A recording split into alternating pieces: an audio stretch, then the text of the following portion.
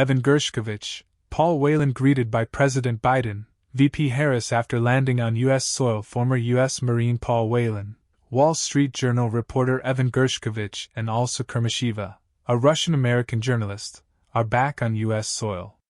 As they stepped off the plane, President Joe Biden and Vice President Kamala Harris greeted the three at Joint Base Andrews outside Washington. The Americans were part of an extraordinary 24-prisoner exchange involving Russia, the United States, and several other countries, the largest of its kind since the Cold War and one in which President Biden was directly involved, the White House said earlier Thursday.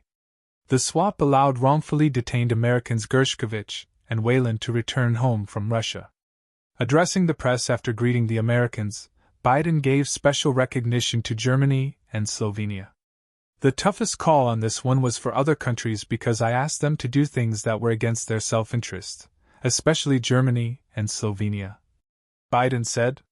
When asked if exchanges like these make it more likely for Americans to be taken abroad, Biden said, "That's been the case for all history. My job is to make sure, number one, they don't get them, and if they do, we get them back." Reporters also asked Biden if he had a message for Russian President Vladimir Putin. "Stop," Biden replied. After their arrival at JBA, the returning Americans and their families were set to be offered a flight to Lackland Air Force Base in San Antonio, Texas, to receive post-isolation support at San Antonio Brooke Army Medical Center, according to a senior administration official. Shortly before noon Thursday, Gershkovich and Whelan had been freed and were on their way back to the U.S., Secretary of State Antony Blinken said. The multi-part deal is the product of months of detailed, painstaking negotiations, National Security Advisor Jake Sullivan said. Some of these women and men have been unjustly held for years. All have endured unimaginable suffering and uncertainty. Today, their agony is over, Biden said in a statement.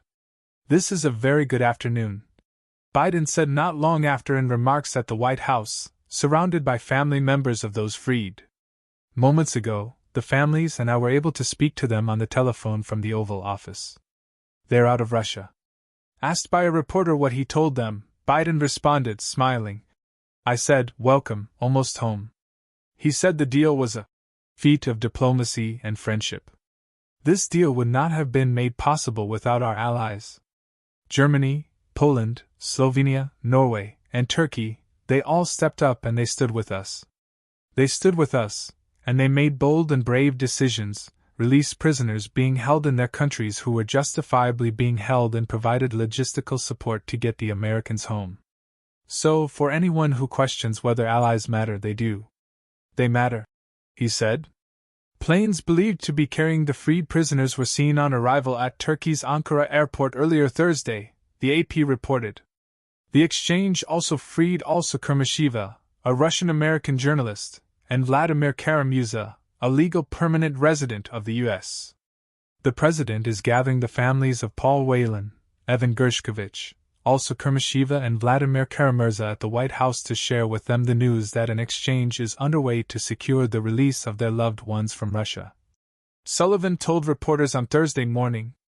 According to a senior administration official, Biden had been monitoring the situation in near real time through updates from his national security team, and was set to stay plugged in throughout of the day. Sullivan said securing the release of the Americans was uniquely challenging due to the strained relationship between the countries and the war in Ukraine. Another hurdle, he said, was Russia's unwillingness to agree to a swap that did not include Vadim Krasikov, a Russian operative and hitman who was serving a life sentence in Germany for gunning down an opponent to the Kremlin on the streets of Berlin. That required extensive diplomatic engagement with our German counterparts, starting at the top with the president himself, who worked this issue directly with Chancellor Scholz. We are deeply grateful to Germany for their partnership, Sullivan said. Gershkovich, 32, was arrested by Russian authorities in March 2023 for espionage, a charge he and U.S. officials flatly deny, with President Biden saying Gershkovich was targeted for being a journalist and an American. After an unusually hasty trial that played out behind closed doors, Gershkovich was found guilty and sentenced to 16 years in a high-security penal colony. Whelan, who holds U.S., British, Irish, and Canadian citizenship, was arrested in December 2018 while traveling on an American passport in Russia and also accused of espionage. Both the Biden and Trump administrations denied the allegation against Whelan. He was convicted on the charges in June 2020 and sentenced to 16 years in prison, ultimately serving 5.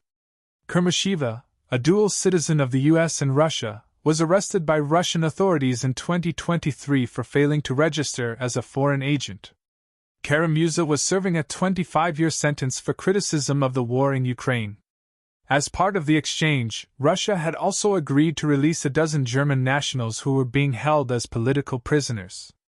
A senior administration official said even on the day he announced he was no longer seeking re-election, President Biden was on the phone working to secure this deal.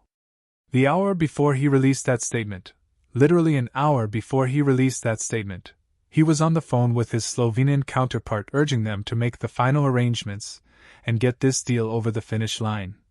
The official said, "This exchange is not by accident. It really is the result of a heck of a lot of leadership by President Biden and by the strength of relationships." The senior administration official said. A senior administration official says despite this significant agreement, there should be no expectation of improved US-Russia relations going forward. This official said the administration has shown it can hold Russia accountable for its aggression on the world stage while compartmentalizing out the work on securing the release of Americans that are wrongfully detained. I would be cautious and would counsel anyone to be cautious in surmising from this that it's some sort of breakthrough in the relationship, and it portends some détente with Russia or an easing of the tensions in our relationship. This official said Russia's ongoing war against Ukraine, pressure on NATO allies and across Europe, and the burgeoning defense relationship Putin is forming with China, North Korea, and Iran are of significant concern. The official said, "We will not see a policy change by President Biden and the administration when it comes to standing up to Putin's aggression." The official said, "The 3 prisoners handed over from the U.S. are Roman Seleznev, Vladislav Klyashin, and Vadim Konashenik." The son of a Russian lawmaker, Seleznev was found guilty by a U.S. federal court in Washington state for running a cyber scheme targeting thousands of U.S. businesses, resulting in $169 million in losses.